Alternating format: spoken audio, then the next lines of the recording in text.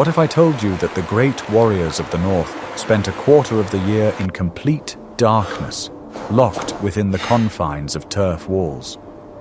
We are faced with a world where the sun simply stops rising, and the only source of life is the flickering flame of the hearth. During this time, the Vikings did not go on raids, but fought a completely different battle, a battle for sanity and survival in the silence of the polar night. Watch the video to the end to find out how these tough people coped with depression without sunlight. To begin with, I will reveal the best-kept secret of the Northerners' survival, which lay in the very design of their massive dwellings. The longhouses of the Vikings were built like veritable fortresses against the pervasive cold and fierce winds. The walls of these buildings were up to 2 meters thick and were constructed from dense layers of peat. This natural insulation allowed the interior heat to be retained for many months. Inside the house, there were no windows as we know them, which could let out precious heated air. Only small openings under the roof served to let out the acrid smoke from the central fire. The viewer should understand that during the polar night, the house turned into a kind of airtight capsule. The space inside was strictly divided into areas for people and livestock. Such close proximity to animals was a conscious and vital decision for survival. The warmth of the cows and sheep helped to maintain a positive temperature in the room, even in severe frosts. The animals were kept at one end of the house, separated only by thin wooden partitions. This created an additional layer of thermal insulation for the living part of the building. People slept on raised wooden platforms that ran along all the walls. This protected them from drafts coming from the coldest level of the floor. Bear, deer, and large forest wolf skins were used as bedding. Hay bedding added softness and served as an extra layer of insulation. Each entrance to the house was protected by heavy wooden doors with massive bolts. Often, a small vestibule was added in front of the main entrance to block out the cold air. This helped to avoid sudden temperature changes when it was necessary to go outside. The Vikings thought through every detail of their daily life, down to the smallest detail. The interior decoration was sparse and subject to the rules of strict functionality. The main wealth was considered to be the supply of firewood and dried peat to keep the fire burning. Without a constantly burning hearth, life in the house would come to a standstill in a matter of hours. Smoke filled the space under the ceiling, creating a specific but familiar aroma for the inhabitants. Carved pillars often stood along the walls, supporting the massive beams of the heavy roof. These pillars were decorated with images of gods and mythical creatures that protected the peace of the family. Each element of the interior reminded people of their connection with the higher forces of nature. In such surroundings, the Vikings felt protected from the chaos outside. We would be very interested to hear your opinion on the lifestyle of the ancient Northerners. What do you think about people and animals living in such close proximity for the sake of survival? Write about it in the comments and be sure to subscribe to our channel. Your feedback helps us develop our historical content. I discovered this by accident, but the daily routine of a Viking in winter was completely dictated by the light of the fire. When the sun disappeared behind the horizon for weeks, people's internal biological clocks malfunctioned. In order not to lose touch with reality, the Scandinavians adhered to a strict work schedule.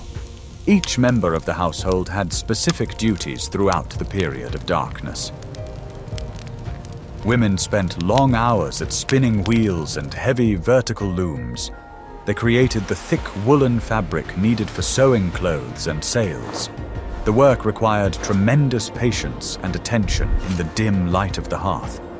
The measured thud of the loom became a familiar sound on winter evenings.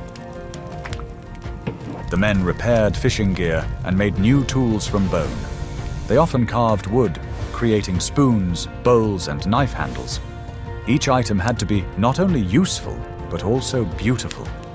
In the darkness, touch became the main sense when performing delicate manual work. The elders occupied places of honor by the fire and were engaged in educating the younger generation. They told endless tales and legends about the creation of the world and great battles. Children listened to these stories, mesmerized by the dancing flames of the hearth. This is how knowledge and cultural values were passed down from fathers to sons. Work was the only reliable way to dispel apathy and winter melancholy. The Vikings understood that idleness during the polar night led to madness. Therefore, even in the darkest hours, no one was left idle. Joint activities strengthened the discipline and morale of the entire extended family. Long wooden torches made of dry pine were sometimes used to illuminate distant corners. They burned quickly, but gave off a bright and clean flame for a short time. Children often made sure to replace the burnt sticks in time. This was their small but responsible part of the general household chores.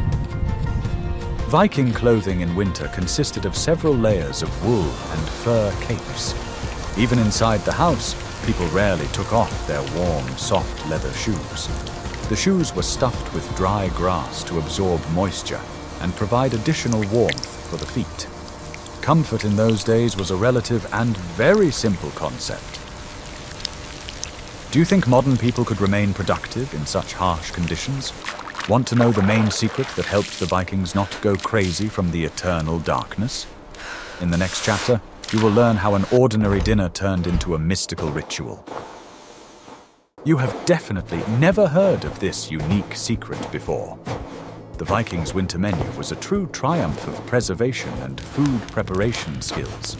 The basis of their diet was dried meat and fish caught during the summer months. The food was hung out in the wind, where it froze and lost all excess moisture. A popular and affordable dish was skyr, a special thick fermented milk product. It resembled modern thick yogurt, but had a more sour taste. Skyr could be stored in cool wooden barrels for many months. It served as an important source of protein and calcium for all members of the community. Bread was baked in the form of thin, unleavened cakes on hot stones in the hearth. Ground tree bark or dried seaweed was often added to the flour for volume. In lean years, this addition helped to stretch the meager grain reserves until spring. The cakes were hard and were often soaked in hot soup. The only treat available in winter was natural forest honey. It was used to make strong mead, which was served during major celebrations. The drink helped people relax and forget about the hardships of the long winter for a while. Honey was also used as a remedy for colds and sore throats. Feasts during the polar night were not just noisy entertainment. They were a way of distributing resources fairly within the community. The head of the household treated all his people, demonstrating his wealth and generosity. Such gatherings helped to maintain social ties and quell internal conflicts. Communal meals always began with a small ritual of offering part of the food to the gods. It was believed that this would ensure the favor of the higher powers and a good harvest in the future. The Vikings ate from wooden or bone bowls using knives and spoons. Forks were not yet known in the northern lands at that time. Clean drinking water was often replaced by weak beer or herbal infusions. This was because water from open sources was difficult to obtain. Snow was melted in cauldrons, but the resulting water was always boiled. Food safety was an important factor for survival in isolated conditions. Like this video if you think such a diet would be a real challenge for you. This is the best way to support our channel and motivate us to do more research. Your approval helps us make our videos even more detailed and interesting. What you are about to learn will change your perception of the psychology of the ancient Northerners. Long isolation and lack of light led to what we call depression. The Vikings called this condition heaviness of spirit and fought it collectively. They understood that loneliness in darkness was deadly to the mind. Loud laughter and lively debates were encouraged by the elders of the clan. Silence in the house was considered a bad sign and a harbinger of evil forces. It was believed that despondency attracted ghosts and ice giants from the outside world. Therefore, the house always had to be filled with human voices and noise. Special attention was paid to physical exercises that could be performed indoors. Men competed in arm wrestling, belt pulling, and simple wrestling.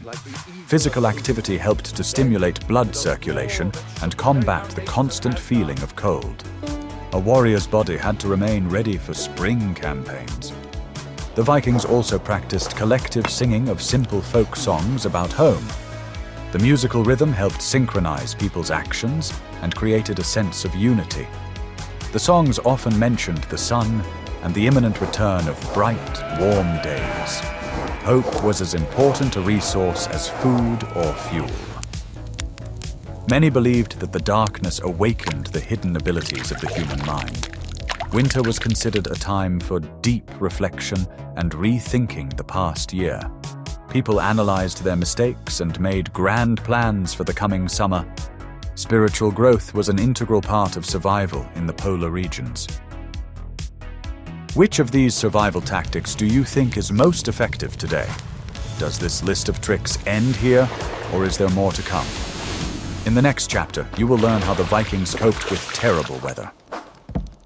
In the conditions of the polar night, maintaining cleanliness was a difficult and responsible task. The Vikings were much cleaner than they are often portrayed in modern popular cinema. Once a week, every house had a big bath day. For this, they used stones heated over a fire and tubs of water. The thick steam helped to effectively cleanse the pores of the skin from soot and dirt. It also relieved joint pain caused by high humidity. Hot water was a real luxury that was appreciated by all members of the large family. Cleanliness of the body was considered a guarantee of health and protection against many diseases. Vikings carefully combed their hair and beards with deer antler combs. This was an important daily ritual that was performed in the morning and before bedtime. Neatness in appearance was a sign of high social status and self-respect. Men and women devoted a lot of time to hair care. Particular attention was paid to the cleanliness of dishes after eating meager winter meals. Bowls and spoons were carefully scraped with sand or ash from the stove. Clean dishes prevented the spread of infections in cramped and enclosed spaces. Vikings intuitively understood the connection between cleanliness and overall health. They used thin tree branches or special bone sticks to clean their teeth. They could also use charcoal as a mild abrasive for enamel. Healthy teeth were critical for eating hard-dried food. Oral care was part of the overall culture of survival. The skin on the hands and face often suffered from chapping and severe cold. Natural fats and ointments based on medicinal herbs were used for protection. These products created a protective film that retained moisture inside the skin. Natural cosmetics were simple, but very effective. Small children received special care in terms of hygiene and general warmth. They were bathed more often, trying to prevent even the slightest hypothermia. Mothers carefully monitored the dryness of diapers and the cleanliness of their children's skin. The health of children was a top priority for the preservation of the future of the entire clan. The polar night required a high degree of self-control from every member of the household. Laziness in matters of cleanliness could lead to rapid spoilage of food or disease. The Vikings knew how to appreciate the few resources that allowed them to stay healthy. Hygiene was another weapon in their endless struggle with nature. What if I told you that Viking sleep was very different from ours? During the polar night, people slept in short bursts throughout the day. They often woke up to check the fire in the hearth or feed the livestock. This routine allowed them to constantly monitor the safety of their homes in the dark. Their sleeping places were enclosed wooden cabinets built into the walls. This design allowed the heat of the human body to be retained within a small space. Fresh, dry hay was spread inside these niches for softness and fragrance. Wool mattresses stuffed with horsehair or down were placed on top. Heavy skins of large bears or deer were used as blankets. Often, family members slept in groups of several people to keep each other warm. In those days, this was considered normal and was dictated by harsh necessity. The warmth of a loved one was the most reliable way to keep from freezing. The Vikings believed that during sleep, a person's soul could temporarily leave the body. Therefore, polar nights were considered a time for the most important and prophetic visions. Dreams were taken very seriously and were often discussed in the morning. It was believed that through dreams, the gods gave advice to their faithful followers. Night watches by the hearth were divided among all the adult men in the house. The flame was never to be extinguished until the long-awaited spring arrived. The person on duty kept an eye not only on the fire, but also on possible threats. The quiet whisper of the fire was the only companion during these long hours. The awakening in the house began with the first batch of fresh fuel for the fire. Gradually, the house filled with the sounds of people waking up and sleepy livestock. The morning meal was short and functional, providing energy for the day. Life continued its measured rhythm despite the eternal darkness outside the window. How difficult do you think it was to get used to such intermittent sleep? In the next chapter, you will learn how they coped with the terrible weather and boredom. We will explore even more unique details of their everyday winter life. Board games were not just a way for the Vikings to kill time. They served as real training in military art and strategic thinking in silence. One of the most popular games was the famous Hnefatafl on a board. This game simulated an attack on the king, who was defended by his retinue. The game pieces were carved by craftsmen from walrus bone or hard stone. Each set was unique and was often passed down through the family. Players could spend many hours playing a single game by the light of a fire. Such activities helped to maintain a competitive spirit among warriors during the winter. In addition to board games, the Vikings were very fond of competitions in riddles and witticisms. This helped develop memory and the ability to quickly find the right answer. Those who knew how to speak beautifully and eloquently were held in high esteem. Verbal duels often became the main entertainment on long winter evenings.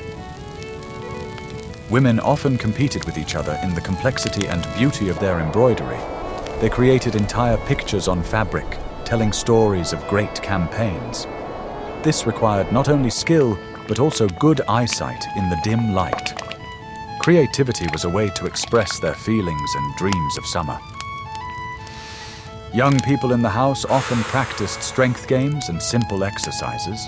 They competed in arm wrestling, trying to pull their opponent over the line. Such games helped to release the accumulated energy in the confined space of the house. Physical strength has always been held in high esteem by the northern peoples. Small children played with simple wooden figures of animals and warriors. They reenacted scenes from legends told by their elders in their games. The toys were made by fathers and brothers in their spare time. The children's joy helped the adults maintain their spirits in the darkness. Music also played an important role in the winter leisure activities of Scandinavian families. The Vikings used simple bone flutes and stringed instruments such as the lyre. Songs were sung in chorus, uniting all the inhabitants of the house with a common rhythm and motif. Music dispelled the silence and created an atmosphere of home comfort and warmth. Sometimes small theatrical performances based on myths were staged in the house. The participants wore masks made of bark or skins, depicting gods and giants. It was a colorful and spectacular event that everyone looked forward to. Such performances helped to better remember the sacred stories of their people. Games and entertainment were vital for maintaining a healthy atmosphere. In a confined space, humor and competition helped to avoid nervous breakdowns. Vikings knew how to find joy even in the simplest and most accessible things. Collective leisure activities made their community strong and truly united. Winter was a time for the most delicate and painstaking work by the hearth. Men carved utensils from wood, decorating them with intricate patterns and weaving. Each ladle or bowl became a true work of applied folk art. The delicate carving required tremendous concentration and a steady hand. Metalworkers were engaged in minor repairs of valuable weapons and jewelry. They could forge small items right in the hearth at home, using bellows. The sound of hammer blows on a small anvil accompanied many winter days. Each new arrowhead brought the warriors closer to the future season of campaigns. Women worked tirelessly to create tapestries with historical scenes. The use of natural dyes allowed them to obtain bright and rich colors for the threads. The fabrics were decorated with images of ships, wild animals, and ancient runic symbols. Tapestries were hung on the walls for protection from the cold and for beauty. Working by the fire was a form of meditation that calmed the nerves during long periods of isolation. When your hands are busy, time flies by unnoticed, even in complete darkness. Craftsmanship helped them feel useful to their families and the entire community. Working together created a solid foundation for the future prosperity of the clan. The Vikings made many of their tools themselves from whatever was at hand. Ingenuity helped them find solutions to any technical problems in everyday life. The ability to work with different materials made the Vikings versatile craftsmen and warriors. Craft skills were passed down from master to skilled apprentice. Each finished product was a source of pride for its creator and the entire family. In conditions of limited resources, the quality of things always came first. The Vikings believed that the craftsman put a part of his life energy into each thing. Winter crafts were a true art of survival and creative self-expression. As the polar night drew to a close, a joyful bustle began in the house. Everyone eagerly awaited the moment when the first ray of light would touch the horizon. It was a turning point associated with the great winter holiday of Yule. People prepared for the rebirth of light and the beginning of a new cycle of life. Men began to check the condition of their weapons and shields more carefully. They sharpened their swords and axes, preparing for the first spring training sessions. Their equipment had to be in perfect order by the time the ice broke up. The spirit of the campaign gradually awakened in the hearts of every free Viking. The anticipation of the first dawn created an atmosphere of special excitement and hope in the community. People went out into the streets more often, peering at the brightening strip of sky in the south. The belief that light always conquers darkness was the foundation of their worldview. Hope warmed the hearts of the Vikings more than the flames of their old hearth. For the Yule holiday, they prepared the best dishes from the food they had left in storage. The head of the household put the strongest mead and the fattest meat on the table. The feast lasted several days, accompanied by songs and cheerful ritual games. It was a time to say goodbye to the old year and welcome the new sun. Children were the first to notice the slightest changes in the lighting of the surrounding snowy landscape. Their cries of joy announced to everyone that the darkness was gradually receding. Each new day became a little longer than the previous one, giving people cheerfulness. Winter was officially coming to its logical and long-awaited end. The rituals of greeting the sun included lighting large bonfires on hilltops. The smoke from these bonfires was supposed to welcome the heavenly body in the sky. People thanked the gods for allowing them to survive the winter. Gratitude was an important part of their religious and everyday life. At this time, the first spring agricultural work in the fields was also planned. Men checked their plows and oxen harnesses in preparation for plowing the land. Agriculture was as important as trade or military campaigns. The Vikings were not only warriors, but also hard-working farmers. The return of the sun meant the end of long isolation within the walls of the Longhouse. People could socialize more often with their neighbors and exchange news from other settlements. Social life was reborn along with nature, bringing new hopes and goals. The polar night was behind them, having tempered the character and will of the northern people. Life in the Longhouse during the polar night maintained a clear structure. The head of the house, or bond, occupied the most honorable place in the center of the hall. He made all important decisions and resolved any disputes between his household members. His authority was unquestionable and based on experience and personal strength. The bond's wife managed all internal supplies and the keys to the large chests. During the winter, her power within the house was virtually unlimited and absolute. She oversaw the distribution of food and clothing among all family members. Her wisdom helped the clan survive the most difficult and hungry times. Free warriors and craftsmen lived together, observing a strict code of conduct. Conflicts in a confined space could lead to tragedy for the entire community. Therefore, the Vikings developed a complex system of politeness and mutual restraint and respect. The ability to get along with others was valued no less than sword-fighting skills. Seats around the hearth were assigned according to merit and position in the clan hierarchy. The warmest and most well-lit places were reserved for elders and honored guests of the house. Hospitality remained a sacred duty, even in conditions of severe resource scarcity. Sharing warmth with a traveler was considered a matter of honor for every Viking. The Vikings also maintained ties with other families through rare visits. The exchange of information helped them understand the overall situation in the region and respond in a timely manner. Friendship between clans was cemented by mutual gifts and promises of support on expeditions. Social capital was as important as grain reserves in the pantry.